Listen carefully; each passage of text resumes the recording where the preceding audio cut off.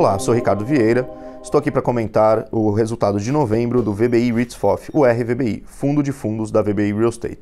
Esse é o segundo mês em que nós estamos publicando, além do nosso relatório tradicional de gestão, também um formato em video reports e podcasts nas principais plataformas de streaming. No mês de novembro, nós mantivemos o dividendo do fundo em 0,75 centavos por cota, sendo este o mesmo valor desde julho deste ano.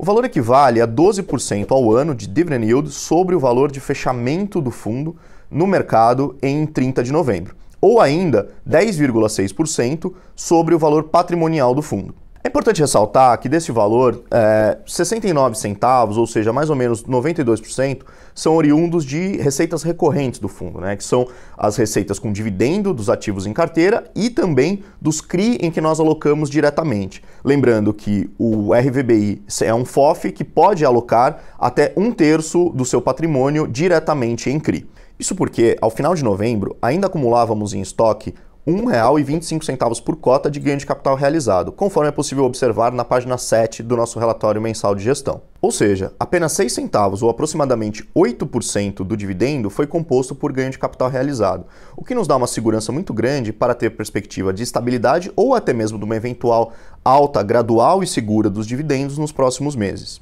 O yield elevado e estável tem sido possível em nossa leitura graças à superação contínua do patrimônio do fundo versus o IFIX.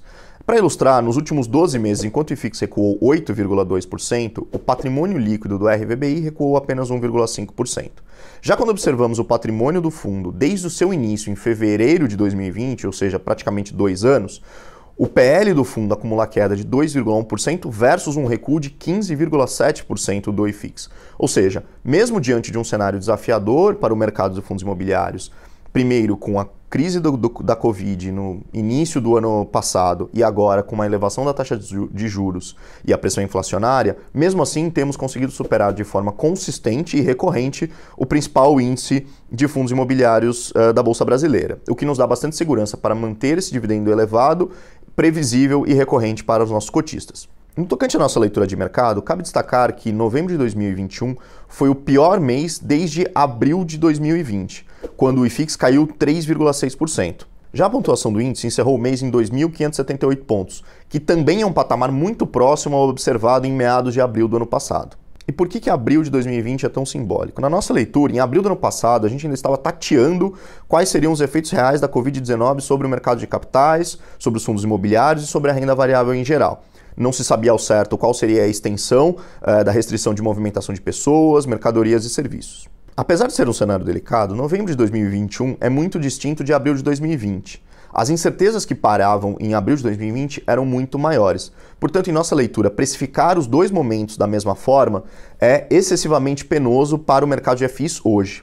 Isso porque, além de tudo mencionado, também existe o fato de que boa parte dos fundos imobiliários, principalmente os com bons fundamentos imobiliários por trás, seja no tijolo, seja no papel, têm distribuições de dividendos hoje maiores do que eram em abril de 2020. Ou seja, o dividend yield implícito hoje dos FIIs é ainda maior do que chegou a ser com a queda do mercado em meados de março e abril do ano passado.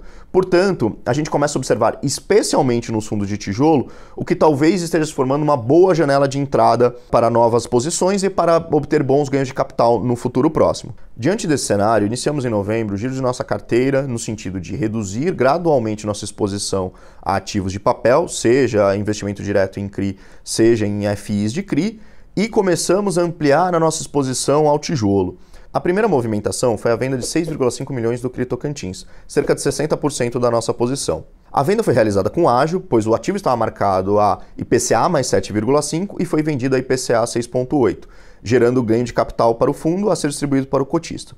Esse capital obtido com a venda foi direcionado para o investimento no GALG 11, o Guardian Logística, que é um ativo que estava rodando ali na faixa dos 11% ao ano de dividend yield, com majoritariamente contratos atípicos, com inquilinos com baixo risco de crédito e bom perfil em termos de localização e especificações técnicas dos ativos. Na nossa leitura, esse dividend yield de 11 recorrente, de certa forma seguro pelo perfil dos contratos, estava excessivamente alto para um fundo dessa qualidade. E, portanto, é o exemplo de boas oportunidades que a gente vê de ganho de capital nesse momento de mercado. Dessa forma, nós aumentamos nossa exposição a ativos de tijolo de 55% para 58% e reduzimos nossa exposição a papel, ou seja, CRI diretamente ou fundos de CRI, de 45% para 42% da nossa carteira. Isso significa que nós vamos fazer um movimento brusco de reduzir a exposição a CRI para aumentar a exposição a tijolo de uma só vez nos próximos meses? Não, ela acontecerá de forma gradual, na medida em que nós encontremos boas oportunidades no tijolo para arbitrar tanto um dividend yield elevado, quanto gatilhos, eventos que sejam gatilhos de valor para o tijolo para obter bons ganhos de capital.